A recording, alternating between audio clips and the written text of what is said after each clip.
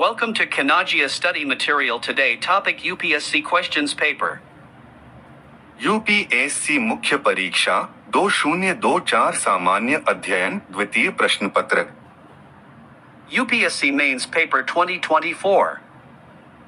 General studies, question paper 2. 1. विभिन्न समितियों द्वारा सुझाए गए एवं एक राष्ट्र एक चुनाव के विशिष्ट संदर्भ में चुनाव सुधारों की आवश्यकता का परीक्षण करें। उत्तर 150 शब्दों में दीजिए। Examine the need for electoral reforms as suggested by various committees with particular reference one nation one election principle. Answer in 150 words. 10. 2. लोक अदालत तथा मध्यस्थता अधिकरण की व्याख्या कीजिए तथा उनमें अंतर स्पष्ट कीजिए। क्या वे दीवानी तथा आपराधिक दोनों प्रकृति के मामलों पर विचार करते हैं? उत्तर 150 शब्दों में दीजिए। Explain and distinguish between lock adalats and arbitration tribunals, whether they entertain civil as well as criminal cases? Answer in 150 words. 10. 3. Cabinet प्रणाली के विकास के परिणामस्वरूप व्यावहारिक रूप से संसदीय सर्वोच्चता हाशिए पर चली गई है। स्पष्ट कीजिए। उत्तर 150 शब्दों में दीजिए। The Gauth of cabinet system has practically resulted in the marginalization of the parliamentary supremacy. Elucidate. Answer in 150 words. 10. 4. नियंत्रक एवं महालेख परीक्षक का कर्तव्य केवल व्यय की वैधता सुनिश्चित करना ही नहीं बल्कि उसका औचित्य भी। उत्तर 150 शब्दों में दीजिए। सुनिश्चित करना है, टिप्पणी कीजिए। The duty of the Comptroller and Auditor General is not merely to ensure the legality of expenditure but, answer in 150 words. 10. Also its propriety. Comment. 5. स्थानीय स्तर पर सुशासन प्रदान करने में स्थानीय निकायों की भूमिका का विश्लेषण कीजिए और ग्रामीण स्थानीय निकायों को शहरी स्थानीय निकायों में विलय करने के फायदे और नुकसान को स्पष्ट कीजिए। उत्तर 150 शब्दों में दीजिए। Analyze the role of local bodies in providing good governance at local level and bring out the pros and cons merging the rural local bodies with the urban local bodies. Answer in 150 words. 10. 6. कतिपय अत्यावश्यक सार्वजनिक मुद्दों से संबंधित होने के कारण सार्वजनिक चैरिटेबल ट्रस्टों में भारत के विकास को अधिक समावेशी बनाने का सामर्थ्य है। टिप्पणी कीजिए। उत्तर 150 शब्दों में दीजिए। Public charitable trusts have the potential to make India's development more inclusive as they relate to. Answer in 150 words. 10. Certain vital public issues. Comment. 7. निर्धनता और कुपोषण एक विषाक्त चक्र का निर्माण करते हैं जो मानव पूंजी निर्माण पर प्रतिकूल प्रभाव डाल रहा है। इस वक्र को तोड़ने के लिए क्या कदम उठाए जा सकते हैं? उत्तर 150 शब्दों में दीजिए। Poverty and malnutrition create a vicious cycle, adversely affecting human capital formation.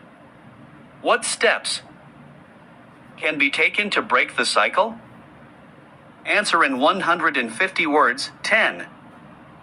8. प्रजातांत्रिक शासक का सिद्धांत यह अनिवार्य करता है कि लोक सेवकों की सत्यनिष्ठा और प्रतिबद्धता के प्रति लोक धारणा पूर्णतः सकारात्मक बनी रहे। विवेचना कीजिए। उत्तर 150 शब्दों में दीजिए। The doctrine of democratic governance makes it necessary that the public perception of the integrity and commitment of civil servants becomes absolutely positive. Discuss. Answer in 150 words. 10-9. पश्चिम भारत को चीन की आपूर्ति श्रृंखला पर निर्भरता कम करने के लिए एक विकल्प के रूप में और चीन के राजनीतिक और आर्थिक प्रभुत्व का मुकाबला करने के लिए एक रणनीतिक सहयोगी के रूप में बढ़ावा दे रहा है। उदाहरणों के साथ इस कथन की व्याख्या कीजिए। उत्तर 150 शब्दों में दौड़िए। The West is fostering India as an alternative to reduce dependence on China's supply chain and as a strategically to counter China's political and economic dominance. Explain this statement with examples. Answer in 150 words. 10. 10. मध्य एशियाई गणराज्यों cars के साथ भारत के विकसित होते राजनीतिक, आर्थिक और रणनीतिक संबंधों का आलोचनात्मक विश्लेषण कीजिए तथा क्षेत्रीय और वैश्विक भूराजनीति में उनके बढ़ते महत्व पर प्रकाश डालिए। उत्तर 150 शब्दों में दीजिए। Critically analyze India's evolving diplomatic, economic and strategic relations with the Central Asian republics, CARs, highlighting their increasing significance in regional and global geopolitics. Answer in 150 words. 10. 11. अभी हाल में पारित तथा लागू किए गए लोक परीक्षा अनुचित साधनों की रोकथाम अधिनियम 2024 के लक्ष्य तथा उद्देश्य क्या हैं? क्या विश्वविद्यालय राज्य शिक्षा परिषद की परीक्षाएं भी इस अधिनियम के अंतर्गत आती हैं? उत्तर 250 शब्दों में दीजिए। What are the aims and objects of recently passed and enforced the Public Examination, Prevention of Unfair Means, Act, 20247 whether university/state education board examinations, 2, are covered under the Act? Answer in 250 words. 15. 12. निष्ठा का अधिकार प्राण तथा दैहिक स्वतंत्रता के आंतरिक भाग के रूप में संविधान के अनुच्छेद 21 के अंतर्गत स्वाभाविक रूप से संरक्षित है। व्याख्या कीजिए। इस संदर्भ में एक गर्भस्थ शिशु के पितृत्व को सिद्ध करने के लिए डीएनए परीक्षण से संबंधित विधि की चर्चा कीजिए। उत्तर 250 शब्दों में दीजिए। Right to privacy is intrinsic to life and personal liberty and is inherently protected under Article 21 of the Constitution. Explain.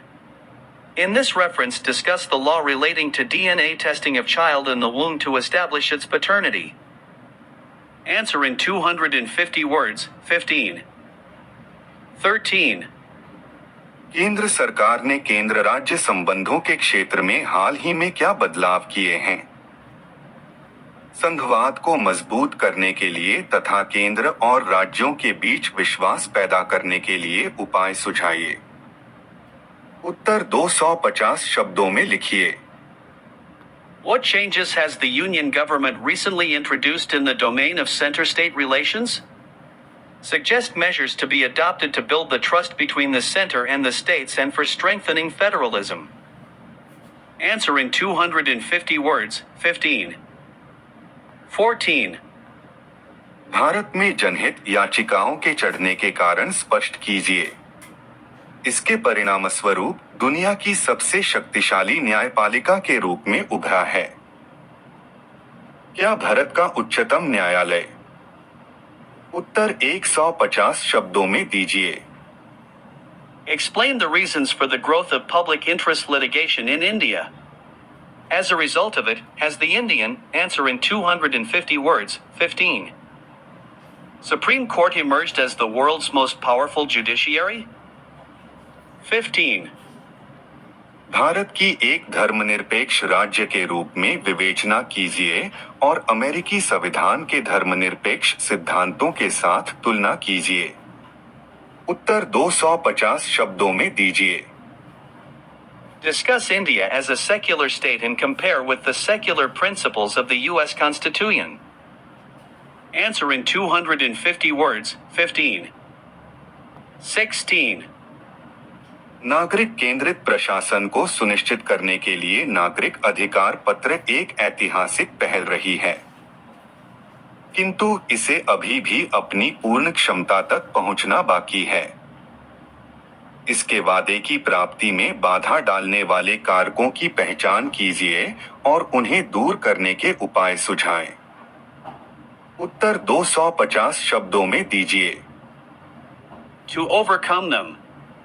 The Citizens Charter has been a landmark initiative in ensuring citizen-centric administration.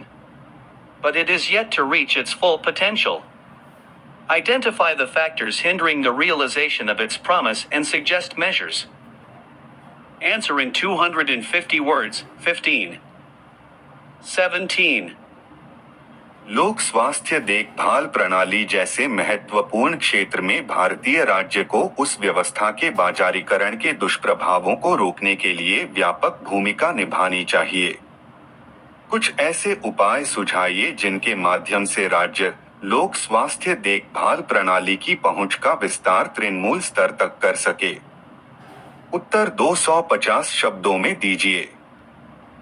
In a crucial domain like the public healthcare system, the Indian state should play a vital role to contain the adverse impact of marketization of the system. Suggest some measures through which the state can enhance the reach of public healthcare at the grassroots level. Answer in 250 words. 15. 18. E-governance सेवा प्रदायगी की प्रक्रिया में digital प्रौद्योगिकी का नैतिक कार्यों में अनुप्रयोग मात्र ही नहीं है, इसमें पारदर्शिता और जवाबदेहिता को सुनिश्चित करने के लिए विविध प्रकार की अंतरक्रियाएं भी हैं। इस संदर्भ में ई-गवर्नेंस के इंटरैक्टिव सर्विस मॉडल का मूल्यांकन कीजिए। उत्तर 250 शब्दों में दीजिए। E-governance is not just about the routine application of digital technology in service delivery process. It is as much about multifarious interactions for ensuring transparency and accountability. In this context, evaluate the role of the interactive service model of e-governance. Answer in 250 words. 15. 19.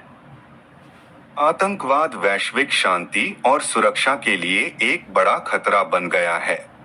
अंतर्राष्ट्रीय स्तर पर इस खतरे को संबोधित करने और कम करने में संयुक्त राष्ट्र सुरक्षा परिषद की आतंकवाद निरोधी समिति (CTC) और इससे संबंधित निकायों की प्रभावशीलता का मूल्यांकन कीजिए।